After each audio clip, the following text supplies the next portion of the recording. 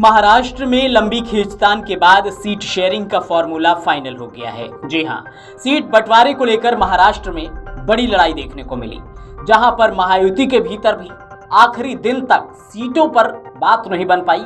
इसके अलावा अगर बात की जाए महाविकास अघाड़ी की, तो उसमें भी सीटों को लेकर पेच फंसा रहा। लेकिन अपनी इस रिपोर्ट में आज हम बात करेंगे महाराष्ट्र में महायुति के सीट बंटवारे को लेकर। बता दें कि महाराष्ट्र चुनाव के मद्देनजर सियासी पारा हाई है। चुनाव में अब कुछ ही दिनों का समय बचा है।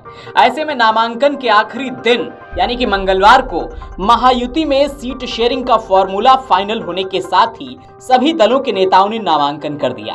बीजेपी के 148, शिवसेना शिंदे के 80 और अजित पवार की एनसीपी के 52 और गठबंधन में शामिल अन्य दलों के 6 नेताओं ने नामांकन दाखिल किया। महायुति कुल 287 सीटों पर अपने उम्मीदवार उतार रही है। इनमें से शिवड़ी विधानसभा सीट पर शिंदे शिवसेना ने एमएनएस को समर्थन दिया है।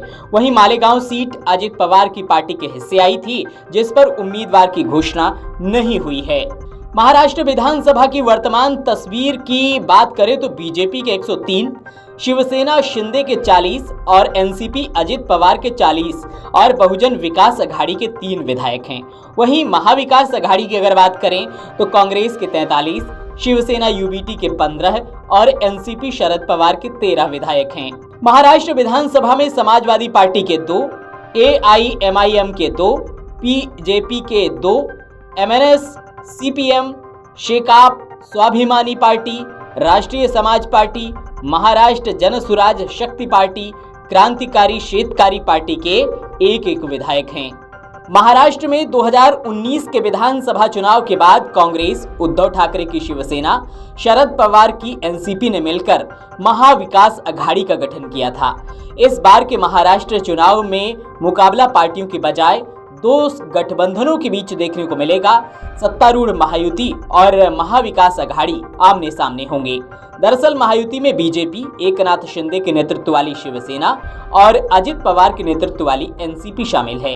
इस बार के विधानसभा चुनाव में विपक्षी गठबंधन एमवीए महाराष्ट्र में लोकसभा चुनाव के अपने प्रदर्शन को दोहराना चाहेगी, जिसमें उसे महायुति पर बढ़त हासिल हुई थी।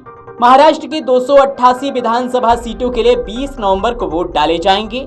नतीजे 23 नवंबर को घोषित किए जाएंगे। पिछले चुनाव में बीजेपी को 105, शिवसेना को 56, एनसीपी को 54 और कांग्रेस को 44 सीटें मिली थीं। हालांकि चुनाव के बाद शिवसेना एनडीए से अलग हो गई और उसने एनसीपी कांग्रेस के साथ मिलकर सरकार बना ली। शिवसेना के उद्धव ठाकरे मुख्यमंत्री बने। जून 2022 में शिवसेना में आंतरिक कलह हो गई। इसके बाद एकनाथ शिंदे ने पार्टी के 40 विधायकों को तोड़ दिया। एकनाथ शिंदे बीजेपी के समर्थन से मुख्यमंत्री बन गए। अब शिवसेना 2 गुटों में बंट गई है। शरद पवार की एनसीपी भी 2 गुटों में, शरद पवार और अजित पवार में बटी हुई है। यानी कि अब की पहली बार ऐसा हो रहा है महाराष्ट्र में जब 6 बड़ी पार्टियां चुनाव लड़ रही हैं और दोनों ही गठबंधनों में 3-3 बड़ी पार्टियां हैं। पहला गठबंधन जो सत्तासीन है वो महायुति है। महायुति में बीजेपी, एनसीपी अजित पवार और शिवसेना शिंदे शामिल हैं। वहीं अगर बात करें महाविकास अघाड़ी की, तो महाविकास अघाड़ी में कांग्रेस और साथ ही साथ शिवसेना यूबीटी और एनसीपी शरद पवार गुट शामिल है। वीडियो डेस्क अमरउजाला.com। अगर आप ये वीडियो YouTube पर देख रहे हैं तो हमारे चैनल को सब्सक्राइब कर बेल आइकन दबाएं और Facebook पर देख रहे हैं तो हमारे पेज को लाइक करें।